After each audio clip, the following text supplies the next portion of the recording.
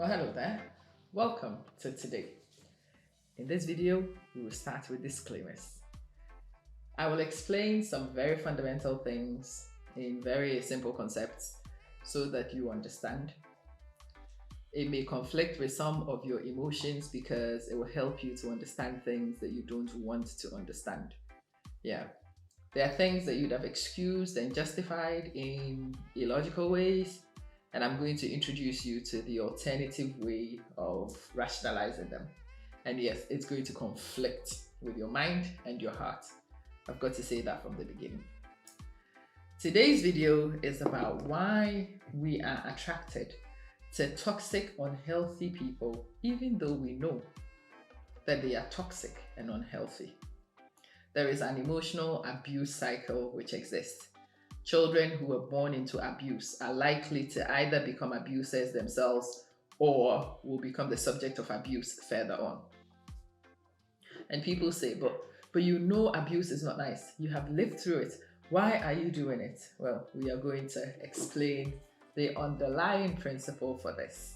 And it's very simple. We are all addicted to and attracted to the experiences we had in our childhood. I've gone there. We are addicted to, we are attracted to, we baseline to the behaviors, the feelings we had as children. Whether these feelings are helpful, whether these feelings are healthy or not, this is where your baseline is programmed. And if you don't actually work beyond baseline programming, you will defer back to that. You would. So you will find a girl who was born of an abusive dad. They hate the abusive dad. Then they choose a guy who is just identical to their father, so that this guy turns around and abuses them some more. When she finally leaves this relationship and she chooses another one, guess what? It's going to be exactly the same kind of man. And sometimes I found myself, before I understood this, wondering, what's wrong with you? Why are you going back to the same ridiculous thing again and again and again? And every time I ask the victims of abuse themselves, they don't know what to say to me. It frustrated me no end until I understood this thing. Their baseline experience is what they've come to know and to expect and to create. And because this is what they expect and create, they tend to mimic what they experienced as children. So yeah, children who grew up in stable environments also insist on stability. They don't want to deal with dysfunction. They are not interested in dysfunction because they are addicted to the order that they were brought up in. Children who were brought up in disorder, in dysfunction, sadly are also attracted back to the same disorder and the same dysfunction that a lot of them logically say that they don't want, but you will find that they choose the same kind of men, the same kind of women. It is a funny pattern that you have to be aware of and you have to work really hard to break. Okay, if you don't work to break the cycle and you allow your baselines to operate, you will defer back to the same things you don't want. Take shouting. People who were brought up in environments where the parents shouted associate authority with shouting. They have children, and so they will start shouting at their children because what they have associated shouting with is authority. So they want to be authoritative with their kids. They don't want their kids to go off the rail. They want to keep the kids in the straight and narrow. They love their kids. But the only way they know to get across seriousness is shouting, beating, because that's where the baseline is. And yes, if your baseline is there and you want to change it to become something else, you will have to do an awful lot of work to change that baseline and make it something else.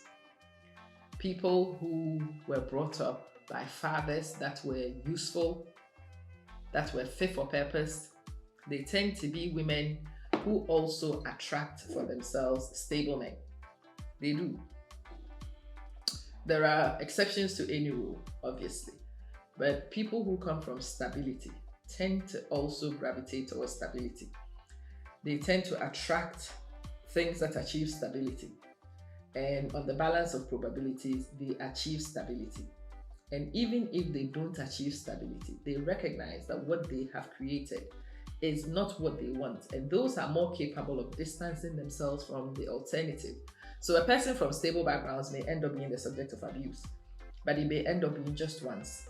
As soon as they realize that this is what happened and they are going back to choose somewhere else and differently, they are more likely to be able to choose differently than one who is only used to dysfunction.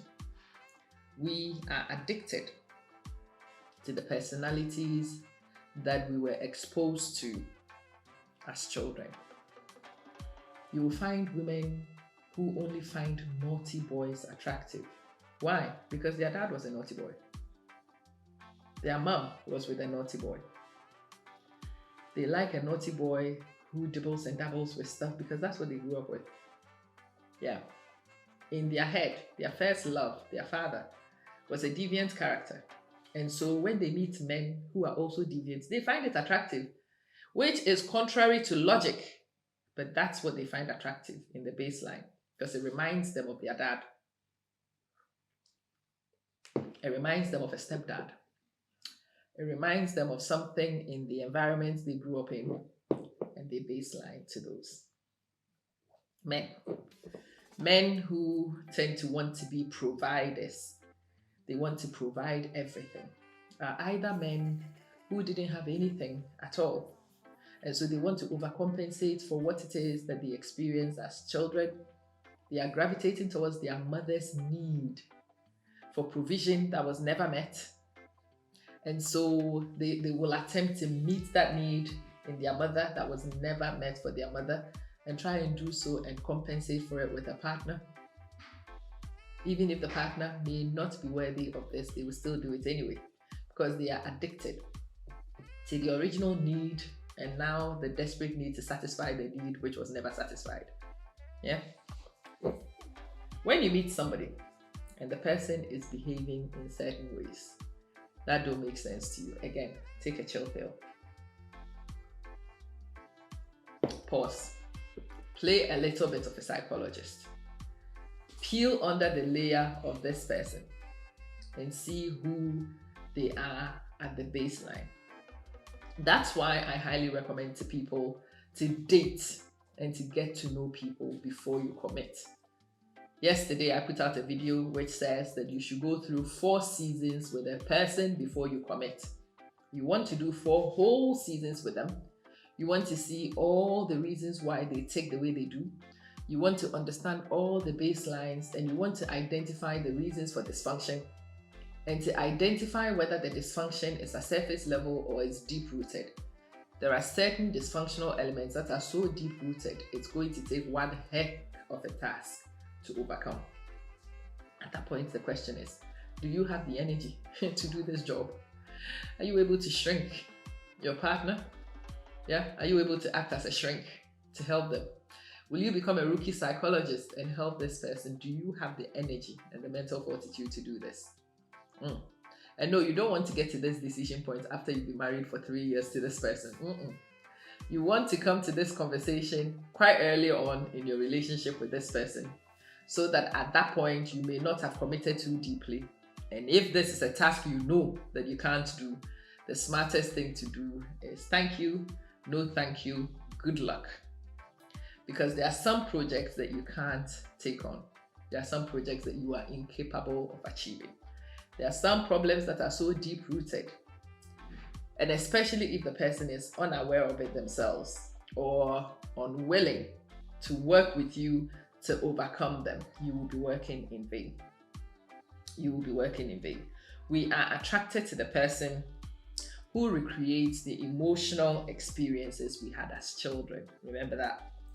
And because this person is able to create this emotion, even if it's a toxic emotion, it is familiar. And we like familiarity. We do. If you understand it, if you try to explain it from this point of familiarity, then it does make sense, right? That's what they are familiar with. That's what they know. That's what they defer to. And that's why they will go back to that place whenever logic is not being applied. The question is, do you have the ability to invite this person to rise above the illogical baseline? If you have that capability, you might be able to help them. But if you lack that capability, remove your shoes right now. In fact, remove your clothes so you can improve aerodynamics. Run as fast as you can from that place, because if you don't run, it is going to suck you into some deep, dark places that you yourself will struggle to maintain. A person from abuse is going to bring that into a system. And if you are not careful, you will be the subject of the abuse, as much as they say they love you. In fact, as much as they actually do love you, it is just the baseline and they will take you there. And if you can't deal, please don't let anybody fool you to say that you must deal with everything. There are some people that even God has given free will to. He is himself not looking to intervene. There are some people with some deep-rooted stuff that should be worked on independently, away from other people, because interactions with other people will spread negativity and vile. And if you happen to be yourself in one of those situations, it's absolutely fine to run. That's what I'm saying. Run for your dear life. You hear me? Run. Anyway, hopefully this one conflicts a little bit with the head and heart, but hopefully it makes sense too, right? Go back and look at people. Please be mindful of the people you start shrinking, because if you take it outside people who trust you, you might get a slap or 10 when you bring this conversation up. I'm expecting some backlash even from this video that I'm making on the internet with strangers that I don't know. Certainly be mindful of the people that you share this with. Actually, the easiest thing to do is tag them into this video. Send a link of this video to their inbox so they can watch it themselves. They can insult me instead and spare you, but still get the message. Assalamu alaikum, as my host will say. Thank you so much for joining me on this one. I'll see you in the next episode.